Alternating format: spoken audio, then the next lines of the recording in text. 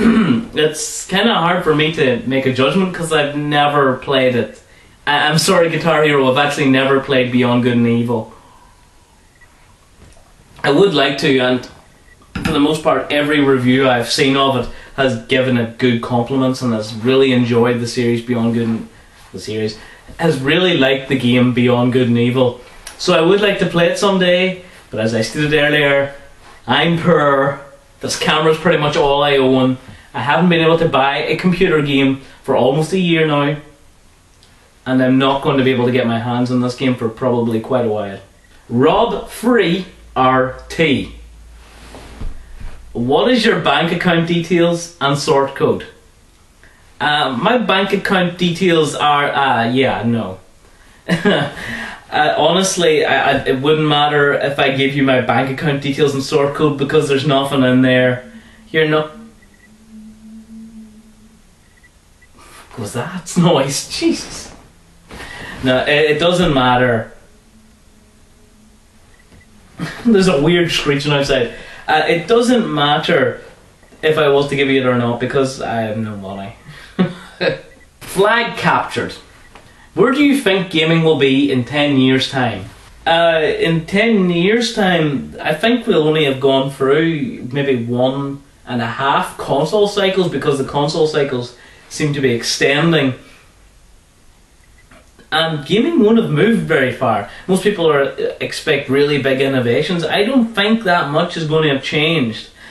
We're going to see more DLC. We're going to see more games downloaded than bought as on discs. But in 20 years' time, I think we're going to see the disappearance of video game consoles altogether. I think everything's going to basically become a giant storage compartment. And you're going to have your mobile, which might contain a profile or links to profiles from different companies. And you plug your mobile into your TV, and you use whatever controller you want, and you play the games, and maybe you sign on to a contract with the developer themselves. So there is no creating games consoles. Nintendo would sell Nintendo games, but you maybe might subscribe to their services, or you pay for individual games. And that's all attached into some sort of profile that you have saved on your phone. As ridiculous as that sounds, that's what I think it might be like. And you plug it in your TV accesses the internet, downloads the games, you play the game off that TV. And maybe not, I could be completely wrong, but that's where I think it might go. Flag captured. Motion controls. Genuine fun or cheap gimmick? Both. Motion controls do provide genuine fun, and for a lot of games they provide a really good control method, or a good alternative control method. Yes, they're cheap gimmick, and they're just there. It's like throwing silver coins to a magpie. You're just trying to attract crowds to something new and flashy, and in that way it is a cheap gimmick. But it doesn't have to be. And to me it should be about choice. You should be able to use motion controls in as many games as possible, but you should also be able to use analog controls. There seems to be this thing where people from motion controls hate people from analog, and analog hates motion. It should be the player's choice what type of controls they want to use. So they use what's comfortable with them. So that the controls, it shouldn't be about the controls, it should be about what allows you to get into the experience as easily as possible. And if that's motion, that's good, and if that's analog, that's good. Whatever makes you feel most comfortable is whatever you should be using. And I think consoles should make, in the future, maybe the next console should make you be able to use whatever controls you feel comfortable with. Because I think gaming shouldn't be about excluding people, it should be trying to get as many people in as possible, no matter what the method. And I think giving options is more important than ruling people out. And for games that make it only motion control, you're just annoying people. Let everyone use the style of control that they want to use.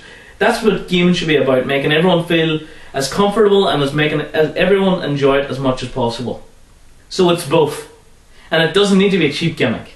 And for games that are designed for motion controls, that's cool, but for some games it's just waggling. No, that's not cool, that's not interesting, that's not innovative. Waggling isn't innovative. You can use motion controls in some cool ways. Waggling, no excuse for that, that's silly, stop it. Finally, first person shooters. Good or bad for the gaming industry? Good, and they can be bad. First-person shooters, I mean, they've been a cornerstone of the gaming industry, and they've just been growing and growing. I mean, ever since GoldenEye made it popular, and then Halo just took the baton and ran with it. Call of Duty recent has just been dominating.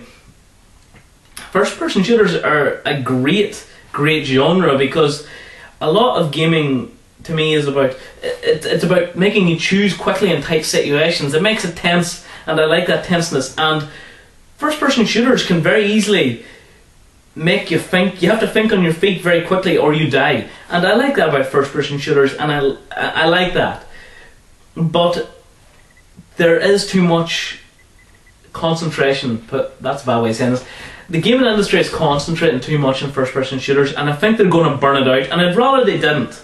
I'd rather, whenever they made a first-person shooter, they didn't just make it to have a target audience. They made it because they believed by itself it was a good individual game.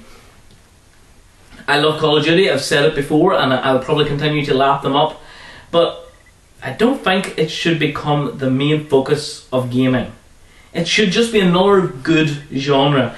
And yeah, I think first-person shooters are good for the industry. Anywhere where there's money coming in is good for the industry.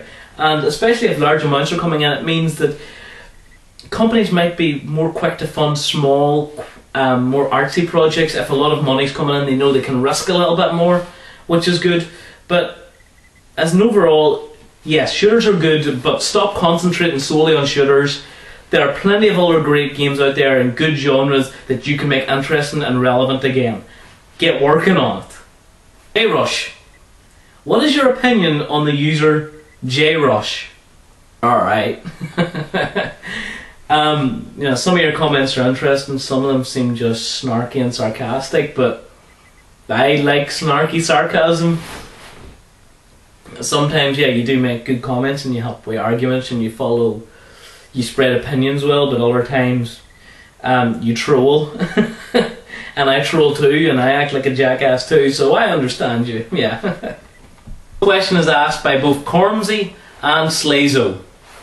What is your favourite movie? And if so, why? I always wanted to make a top 20 favourite movies list, so you guys have basically spoiled it.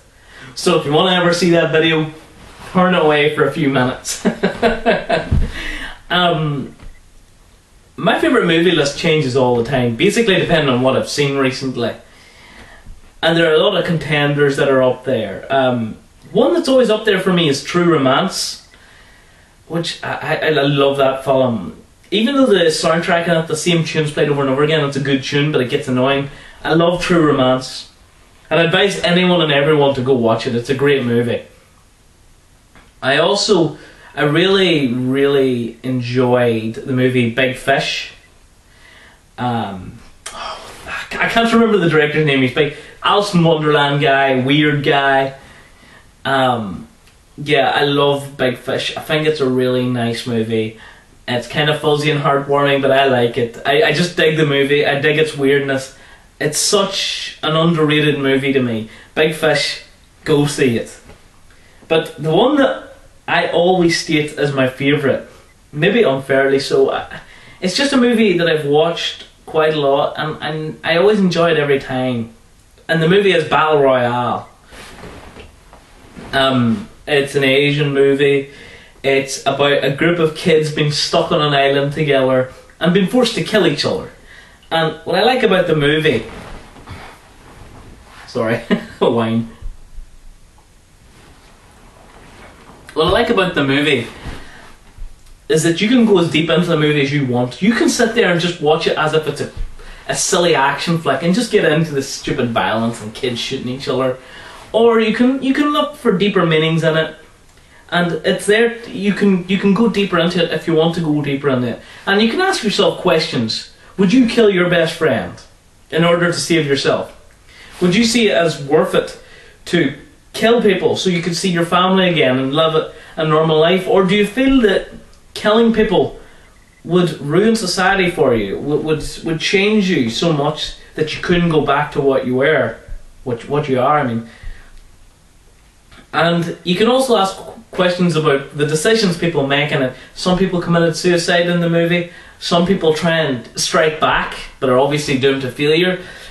Some people just try and help the people they want to survive. And some people try to get laid. I can understand those guys, yeah. I think I'd end up one of those guys. But I like it because it's a movie that I feel you can take it as what you want it for. I think the action is there to be enjoyed. You can think of it deeper if you want to, but you don't need to. And I just find it a very enjoyable movie. It can be quite funny. And I love the guy. I can't remember the guy's name, and I can't remember the teacher's name, but the teacher. You know who I'm talking about, the teacher. He's just acted so well, and the whole show the movie is acted really well, and I really enjoyed it. I've watched it a lot of times, and I just enjoy it. It might make me a psychopath for liking that movie, but I enjoy it. Highlight. Make another one then, Ross. My name's not Ross. Thanks, highlight.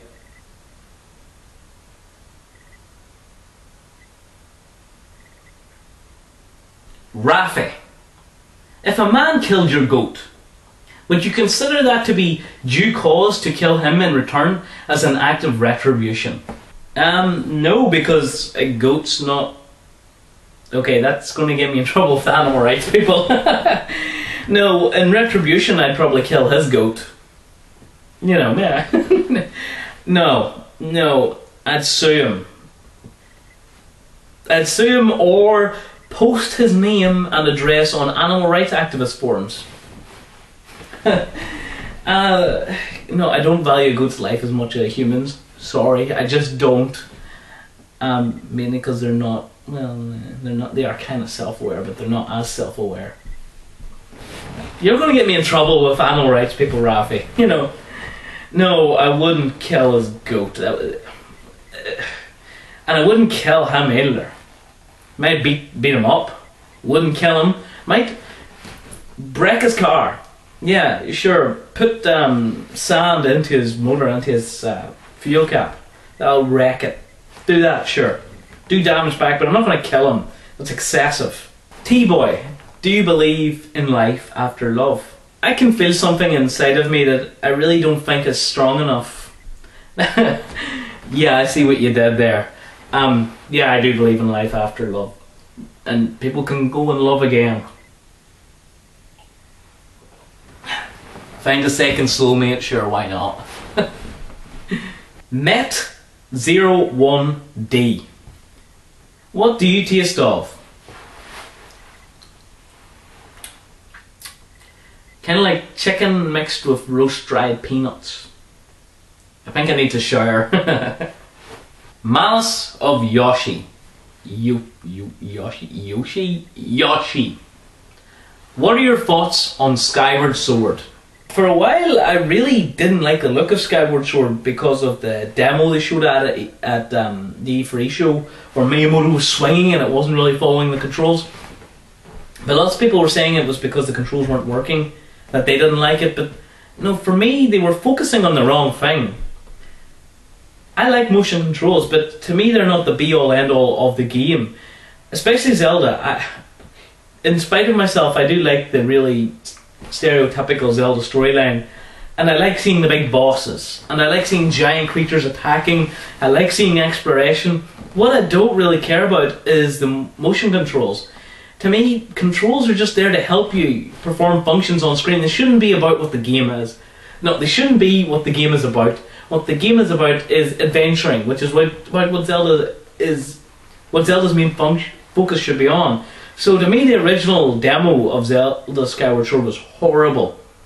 But since then, I've come to kind of like it. I've seen it's going to be more of an origin story of, the Master Sword, I think they said, is going to get created during the events of Skyward Sword, and you're going to be able to fly in a big red parrot thing, and a lot of what I've seen since that has made me kind of impressed.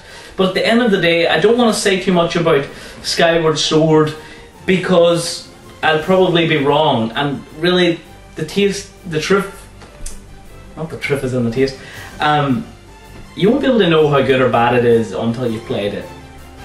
And I think the same thing, I really didn't like the look of Majora's Mask, but whenever I actually played it, I really enjoyed it. So I'm not going to make the same mistake again.